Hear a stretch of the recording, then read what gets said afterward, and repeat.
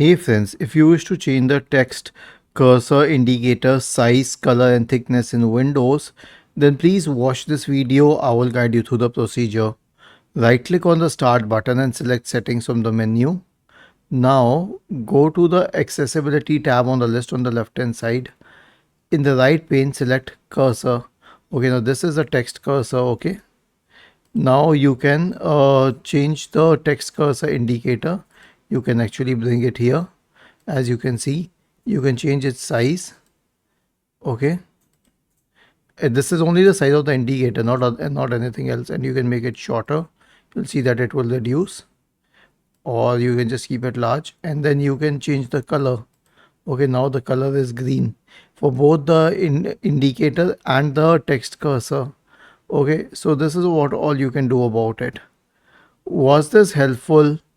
If yes, then please subscribe to the channel, and if not, then let us know in the comment section of the video on how we could help you further. Thank you for watching this video and have a nice day.